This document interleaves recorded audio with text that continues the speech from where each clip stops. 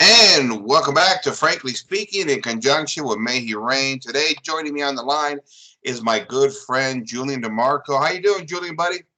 I'm doing well. How about you? Doing great, my friend. And Julian gave me a call today, and he wanted to talk about the labor market actually today and what's going on.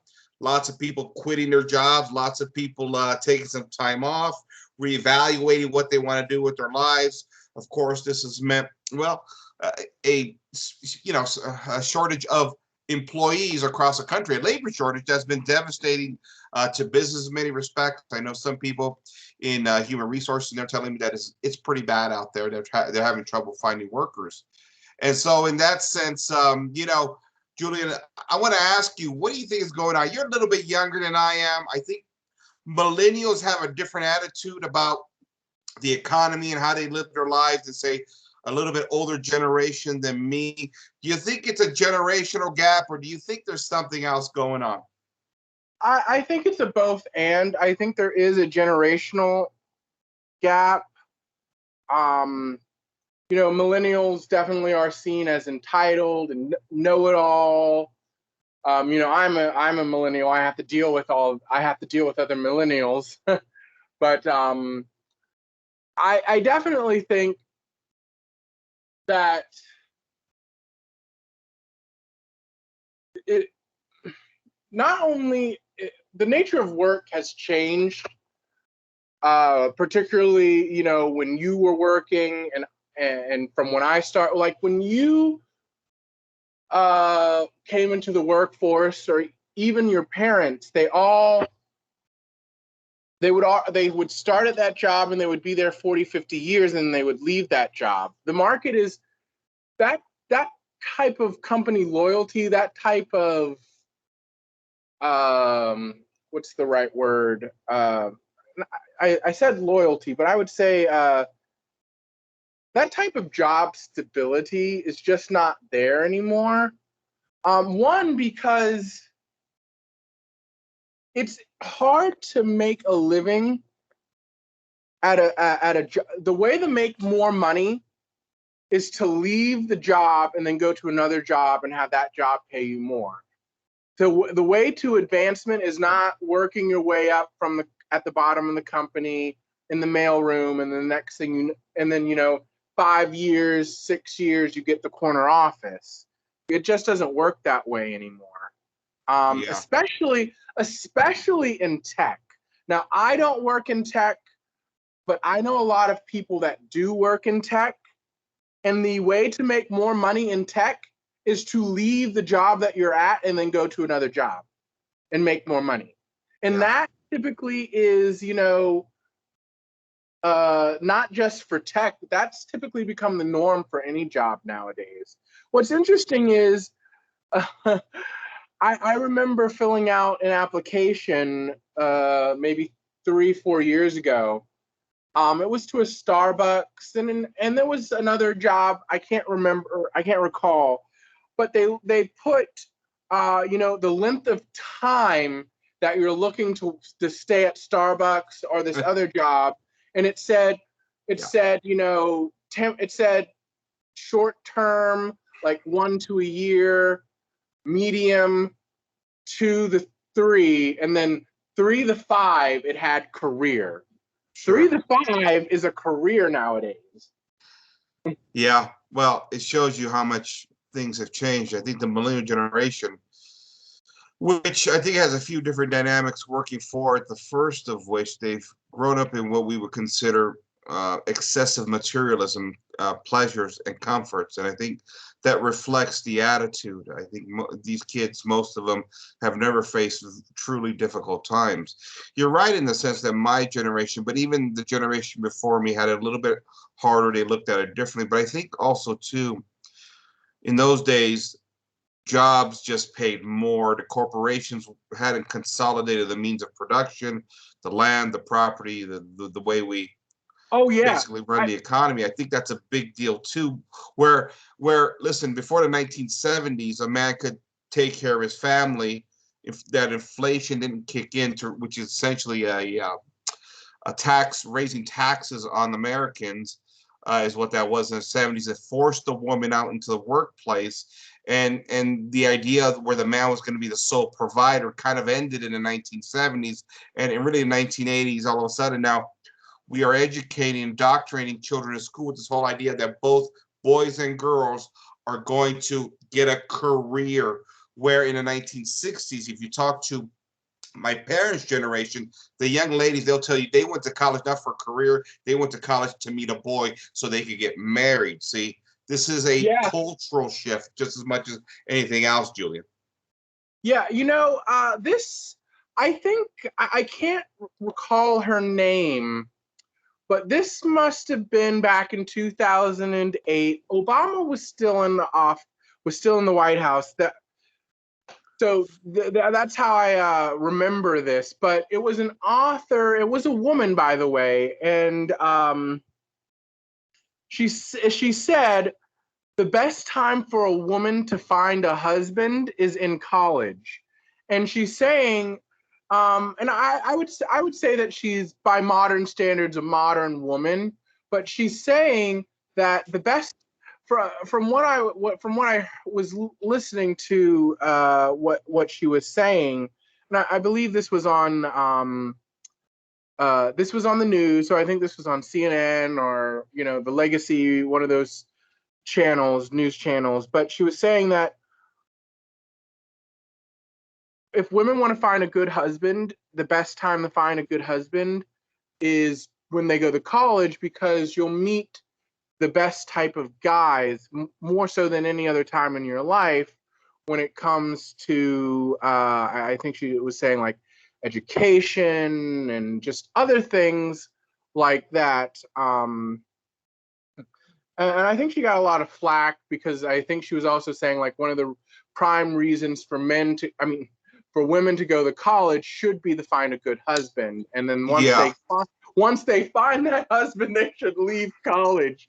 And so that kind of I believe it ruffled the feathers of the usual types. But this was back so this was like probably in 2008 or before 2016. Right. So it was in between one of those, in between that time period. I can't really remember, but I remember that I remember that conversation in that like news segment because it stuck out to me, because it's not something that you hear very much in the modern world you don't especially from a woman. Yeah, you got to go back to our parents' generation, at least my parents' generation, to hear that kind of talk. Again, the social fabric of the country has changed. I think when we look at this labor shortage, I think there's a lot of factors happening here. I think you're right in the sense that the millennials bring a different attitude. They've been raised, like I said earlier, lots of comforts, pleasures, never really had to fend too hard for anything, to be honest with you. They've been pampered in a lot of ways. Now, that's the byproduct of prosperity built up by previous generations and lots of printing of the money, of course, by the government as well, too. That has helped. I think the issue here, Julian, is how we look at labor now versus the past. And I think for a lot of us old guys that were raised, well, you got to pull yourself up by your bootstraps and work hard. Let me just say this. I think what's happened here in the midst of Corona, especially with a lot of people working from home now and seeing some of the things they like about that. They don't have to show up to the office every day and things like that. And the government giving away lots of money. Julian, we live in a usury system where you're born into debt in this country and you die in debt. That's just the bottom line. The vast majority will enter the, again, public education at the age of 4, starting kindergarten, preschool, whatever you have it. And you essentially don't stop working or being part of the system until you die. Remember, those Social Security ages are weighted based on age and life expectancy. So it's interesting because you have a usury system, which is what a lot of people will call a wage slave labor usury system, that puts you in the system really for throughout the course of your entire life. And so I think that's created a mentality for a lot of people saying, for the first time in my life, and maybe this is the only time, I'll get a chance to get a break. Now, I think that's one issue going on. Number two, I think it's wages too, because wages have fallen behind. And for the first time in a long time, employees actually have a bargaining chip to use to get higher wages. I mean, I'm stunned at some of the wages I've actually seen recently just at drive-through fast food restaurants as they, they're popping up their wages at 14, 15, $17 an hour. For And, McDonald's workers here take in it down. for McDonald's here in Pittsburgh, this isn't even just a swing manager or a shift manager. This is just for a regular person, working the cash register. $21 an hour. Wow, that's amazing. Yeah. I'm like, shoot, I might as well go over to McDonald's, man. Wow, that's amazing, actually. Yeah, I think that's part of it here is that's a factor too. But I'll go back to what I said. I think, I'm a guy that came from a kind of a blue collar background myself. I was in the labor force for many years, and there's nothing more frustrating than to dedicate yourself to a job for 40 hours a week, really every single day of your life, practically, with the exception of weekends, for pay that is menial at best. Now, the classical liberals, the conservative right, will tell you, well, those are just stepping stone jobs. You got to work your way up the economic engine of prosperity, because in America, if you work hard, you could do whatever you want, you could be whatever you want, and there's no limitations on the pie that you can earn. Now, Julie, that's fine. I understand that in America we have a fluid class system, and those that are more ambitious can move up and down. That I do believe in, but I don't think it's as as pie in the sky as a lot of our friends on the right make it out to be. I think it's more difficult. I think what's happened here is a lot of people that may not have the great skill sets or the education or even the IQ or the physical ability are saying to themselves, I've been in this system, I've been slaving away for a long time, I'm going to get a chance to take a break, or I'm going to negotiate a higher wage, and people are seeing their shot and they're taking it.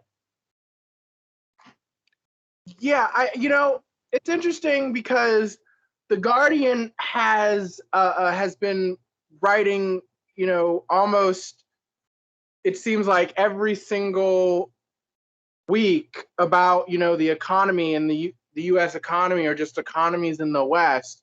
There's one that that they did on the 1st of November called "The Great Resignation Has Employers Sweating. It's Time to Escalate the Pressure" by Erica Rodriguez.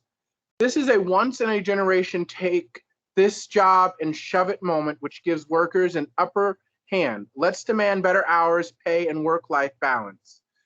So I'm not going to read you the whole thing, but I think there's some, interesting things here, like particularly this section right here. The potential of this cultural moment is not limited to the 2.9% of the workforce who have quit their jobs in the past few months. As CEOs scramble to maintain retention rates, those who have kept their jobs can express solidarity with resigning workers and contribute to the cultural shift by slowing the pace of productivity. What am I proposing? It is not exactly a slowdown, but a slow up. Traditionally, a slowdown is a strike tactic in which workers remain on the job but slow productivity with the aim of negotiating for a particular objective, such as higher wages. In this sense, a slowdown is highly localized and temporary effect.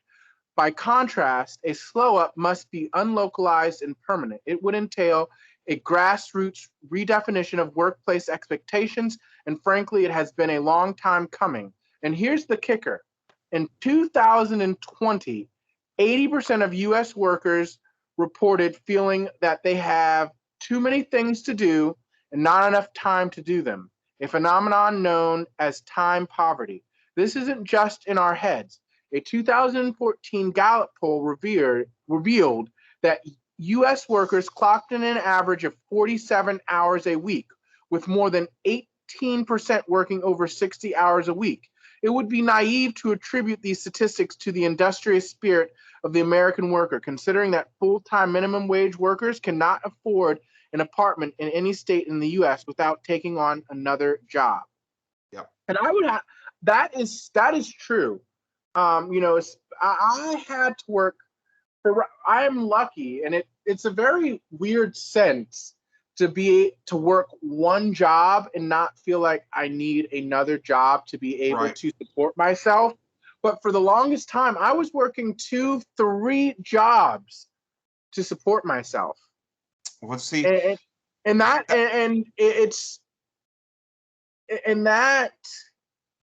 shouldn't be the case. And I'm not the only one. Like, I would know, like, and it's not like I was lazy or these other people were lazy, but some people, I don't know how, but they were working 4 jobs just to get by. And I mean, that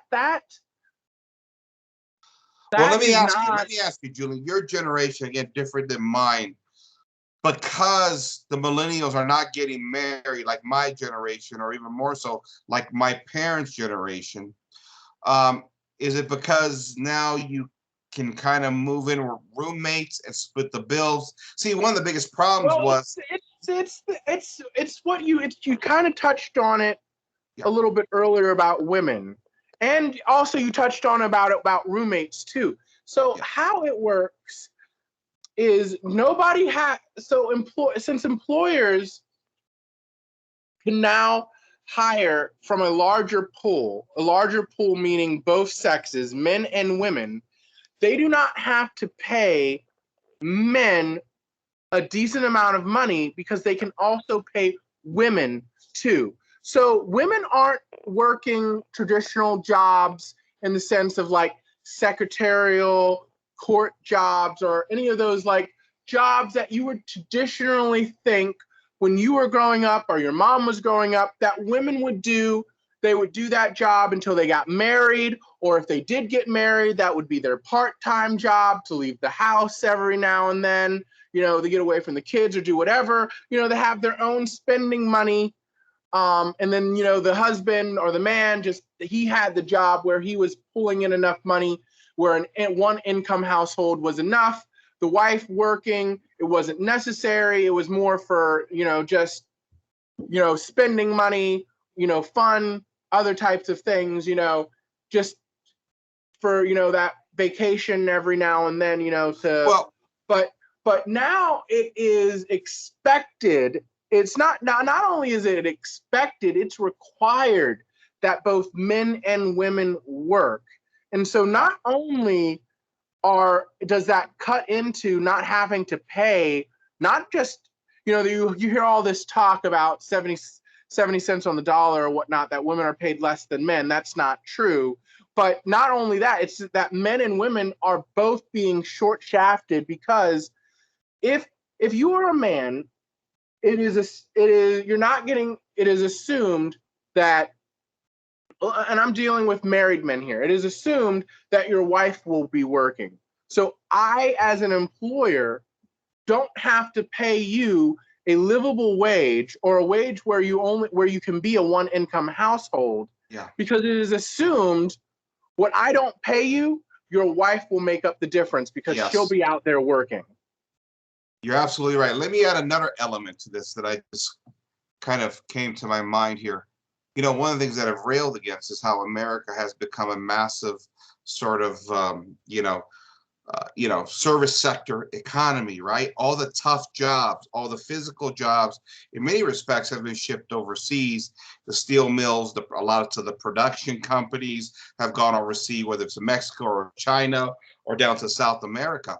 And what's happened when you become a service sector economy, in many respects, they're jobs that both men and women are capable of doing. So in that sense, you've put women into the workforce that can take, from a traditional mindset, jobs that men can do as well too, in order to provide families. My point here is that when you worked at the steel mill, that was a man's job. It was very physically intense. It had certain attributes that men needed to do, right? You generally didn't see the women in the steel mill. Maybe they worked in the office, fine, but they were masculine jobs. Those masculine jobs, in many respects, have been taken away, and now you throw men and women in the pool.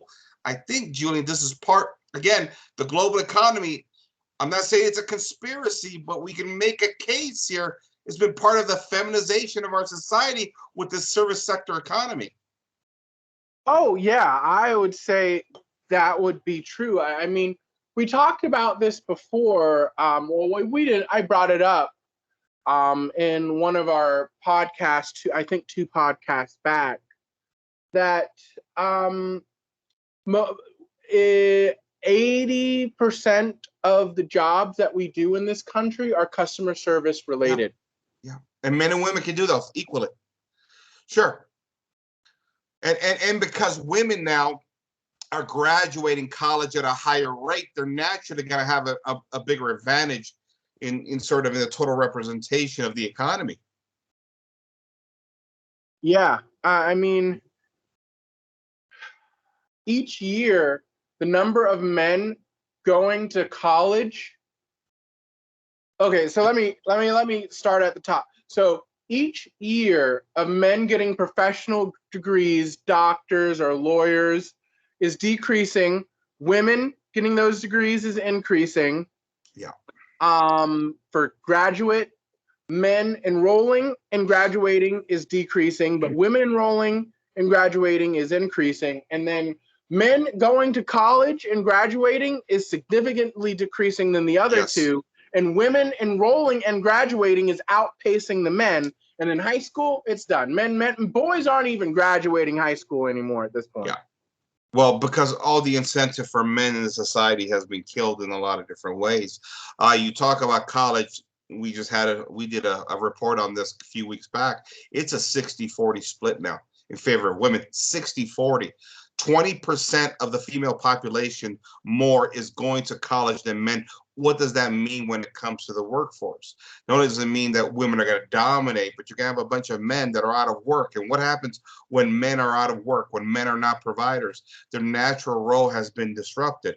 And again, this is the global economy. This is the feminization of our culture in many respects. And then you wonder why our prisons are full, or men are addicted to porn, or men just generally don't make good husbands or good fathers anymore.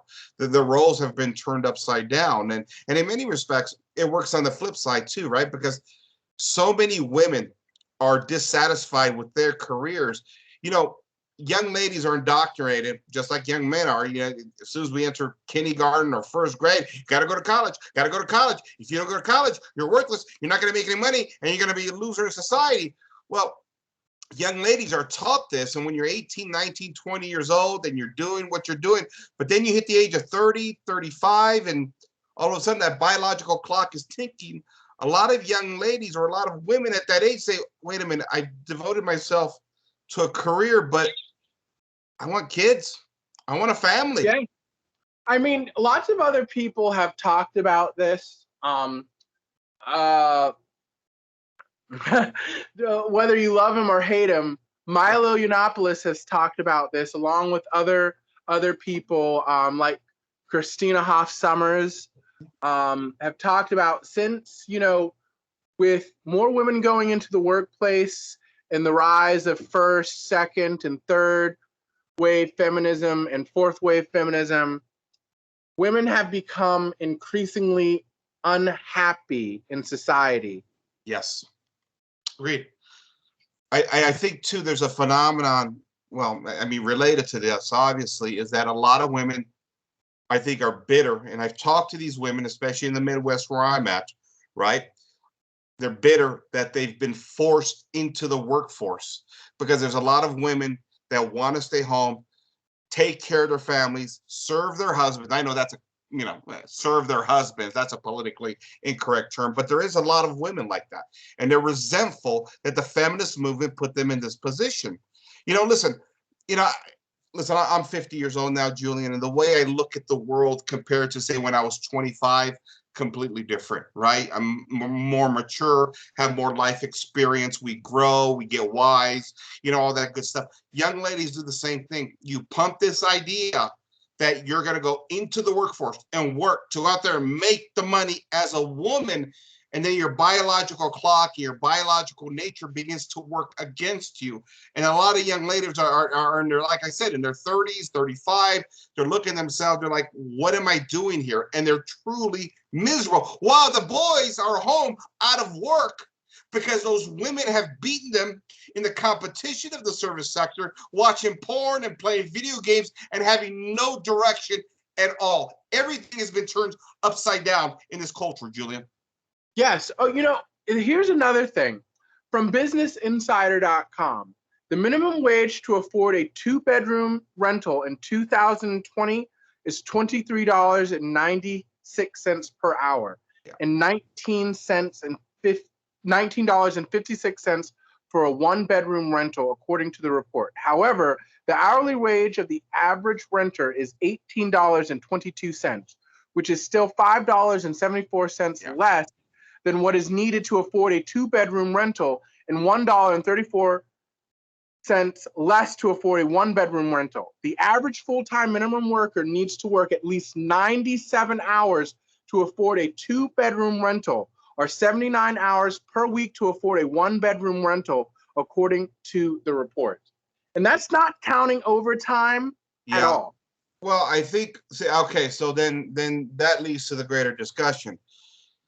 Because housing is complicated in this day and age because of interest rates and how the economy is structured, things like that. I mean, the question really remains, is it everybody underpaid, or is it that we have a housing bubble right now that's creating other factors in the economy? I mean, I think we could talk about that, but you know, in the end, I guess to everyday people who are trying to pay the rent month after month after month, that's irrelevant to them, and I understand that. But I think there's a few things happening here: low wages plus a housing market because of interest rates and corporation manipulation, that it's out of control, and it's a perfect storm, really, for a lot of people to be hurt by this, Julian. Yeah, I mean, wages have been stagnant for over 50 years. Well, you'll say, what do you mean wages have been stagnant for over 50 years? We've had, you know, the minimum wage and over the last 50 years has risen and blah, blah, blah, blah, blah. Okay, hold up. When I mean wages have been stagnant for over 50 years, even with the minimum wage being raised in other states and federally, it doesn't keep up with inflation.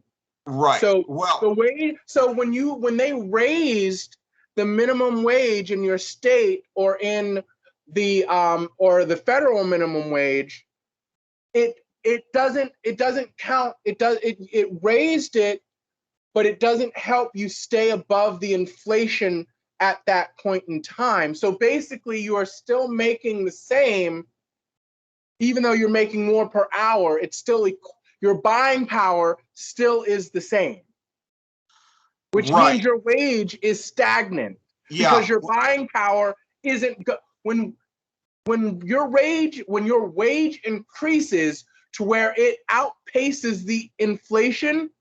That means you have had a significant wage increase because your buying power now goes beyond just paying for your needs. Yes, I think you got a few things going on here, Julian. The first of which is I think a lot of companies start their employees at starting wages at a lower wage than they need to be starting at. And so even if you're giving them that 2 to 3 or 4% a year cost of living increase, it's not enough because you artificially started them at a lower wage. I think that's one of the big factors there, Julian. So, you know. Yeah. And so that's why nobody's keeping up with this at this point in time.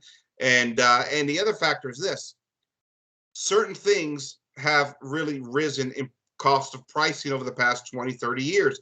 Education being one of them, healthcare being the other, the cost of housing, the cost of buying vehicles. Now, some things have dropped, like technology prices, computers, things like that. But those are non-essentials in many ways. When you talk about how this economy is built, what are the basic functions and sort of necessities that everyday human beings need? Healthcare is one of the biggest ones. Education is a big one, Julian. You know, now we got food price going up. Housing, you can't, listen, you got to live somewhere. So all the major functions that we need in order as a species to survive, those have skyrocketed, and that's where wages have not kept up. No, I mean, the middle class is being priced out of buying cars. You know, the BBC documentary, which the BBC, when they do their documentaries, tend to be pretty good as opposed to their normal reporting, which is all lefty crazy. But on this, they were talking about cars, specifically how this push for electric vehicles is kind of just the American public is not necessarily generally for this, because one, Americans still like to travel across country via vehicles. Not a lot of electric vehicles can get you across country. If you do get an electric vehicle that can go across country, you have to track your course to a charge station. Most people don't want to be able to do that, want to have to do that. So if you have a gas car, you can just go wherever you want and go to a gas station. If you have an electric car, you have to plan your trip to make sure that it bypasses an electric charge station. Also, another thing, these electric cars are much more expensive than gasoline cars. Not only are gasoline cars being priced out for the middle class, but the electric cars are almost all out of reach. If you want to get a good electric car, are almost all out of reach of the middle class. And even in one of the presenters on the BBC was talking about how, he makes a decent wage doing his job as, this person on the BBC, and has good credit. And even he can't afford to buy a car, let alone an electric car. Yeah. So, I mean, when somebody like that has good credit, makes a reasonable wage, you would think, and they can't even buy a car, that should say something right there about the pricing of cars. Yeah, and there's a lot of things at work here. The electric vehicles are clearly expensive. You're talking $50,000-$60,000 for electric vehicle. Now, the counter argument to that be is, well, you're not paying for gas anymore. But you're still paying $50,000-$60,000 you're on the hook for, and then you still got the repairs. I don't know how repairs for electric vehicle actually work if they're more expensive than, say, your typical combustion engine. I can see that being a possibility, especially if mechanics are not used to, or at least your average Joe mechanic's not used to sort of the new technology. I don't know how that works, and I think that's clearly a problem there. But Julian, what they're going to tell you, the car manufacturers say, listen, yeah, they're expensive, but that's because we got all this great technology, man. I mean, listen, we got TVs in there now. You got butt warmers.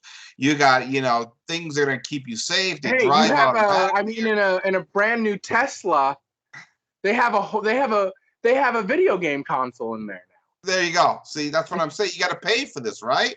That's why it costs more. They're not charging you more. Technically, it's better technology.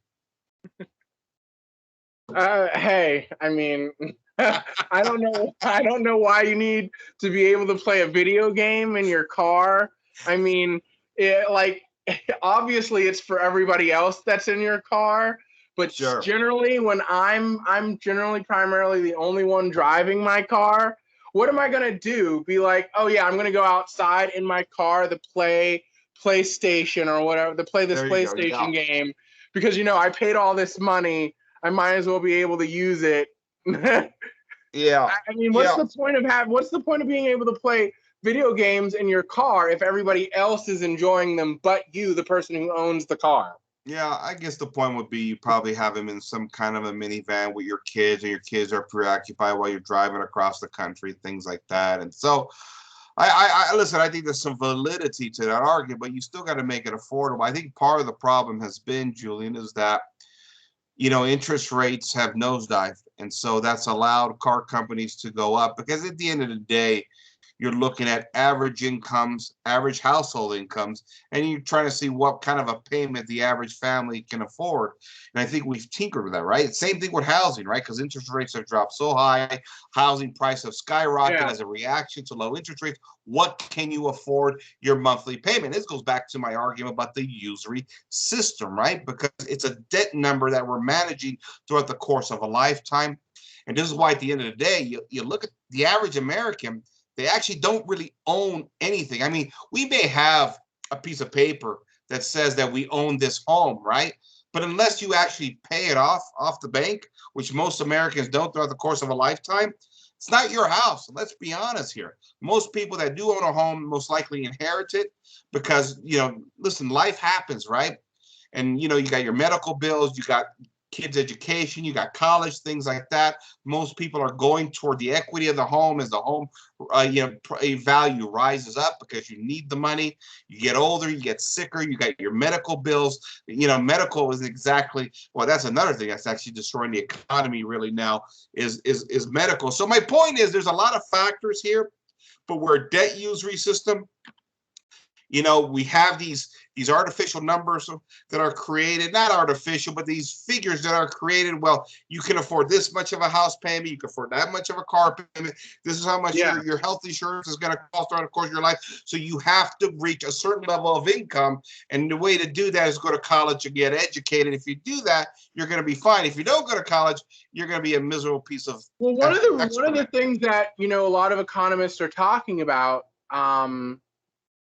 And I think this is where I kind of agree with Ben Shapiro, although I don't agree with him on lots of things. But right.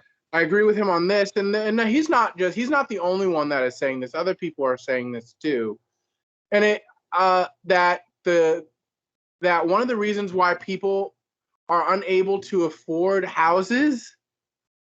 buy houses, is because of the college debt that they have. That it is buying a house. College graduates are are pushing the time that they are able to buy a house. I think it was by 5 or 10 years, because most of the money that they're making at these artificially low wage jobs that they didn't even really need to go to college for to get, are paying that money back to their loans, and they have no money. They don't have money for anything else to buy. They don't have money to buy a house. Yeah. I think the housing market is suffering because of the college debt as well. Those two are the one of the reasons why there are fewer people buying houses is linked to the number of people who are going to college and having massive amounts of debt. I think the average person graduates, I think they clocked it at 150,000. That's the national average or something like that. Yeah, I think there's some truth to that without a doubt. Like I said earlier, those essential things have skyrocketed, education being one of them. And what's unfortunate about that, what's a travesty about that is, like you said, most of these kids don't need to take out that kind of loan, but we're indoctrinated, right? We're at a very young age that we got to go to college. I mean, even back in my days when I was growing up in the 80s, I was being told by teachers and the educational departments and the school departments, school districts, everyone. I was like, if you don't go to college, you're really not going to make it. You're going to struggle in life. And so this is the mindset that's been created in the minds of most Americans now for the past 30, 40, 50 years. And so you go into college gets more and more expensive because there's more demand for it, right? They can raise prices, Julian.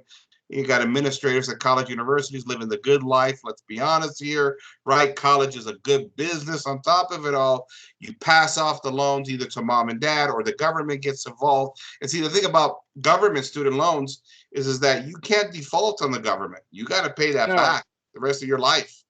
What's interesting is that, and when I was taking college classes, in my English class, we read in our English books, it was a bunch of different essays, and then we had to do English reports and stuff on it. One of them was I think the title of the essay was "Is College Necessary?" or I think it was the college is too expensive or something like that. Either way, the article wasn't necessarily anti-college. It did say that that people are pushed to go to college and not and instead of doing work that has intrinsic value to the person, not everybody. It explicitly said too many people go to college thinking they're going to get the corner office. 9 times out of 10, most people are not going to get the corner office. Most of the time, it's going to be that mediocre person that's going to get the corner office, and you, who's like the star player, are not going to get the corner office. That's just typically how it happens. But it was basically saying that one of the reasons why college is so expensive is because you're not necessarily paying for the education. You're paying for the bureaucracy. You're paying for the football team. You're paying for the stadium. You're paying for that basically celebrity luxury sports facility that you probably don't even ever use yourself, but other people do, but you're still paying for it. You're paying for the luxury college dorms.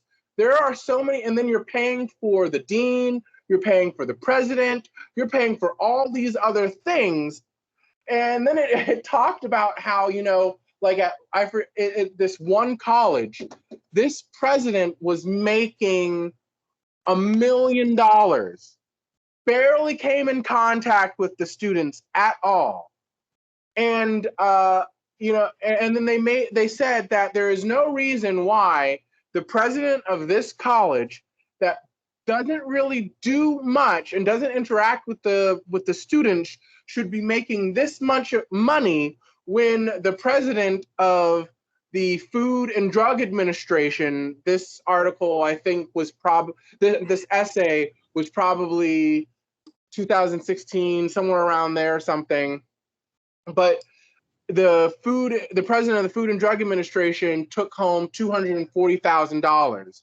He came in, worked 9 to 5, called it a day, and took home $240,000. If this person can make that amount of money and do their job, there is no reason why this president should be making this amount of money.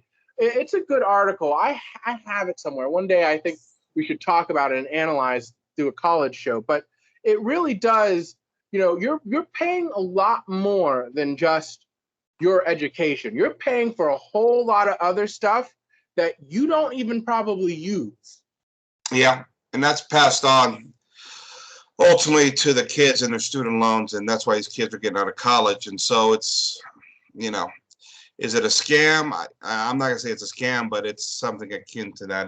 There's clearly something going on there that's somewhat unethical, let's put it that way. So, but I think when we look at, again, going back, Julian, as we start to wrap this up, the labor market is a shortage out there. I think people are looking at the economy a little bit different than they did before.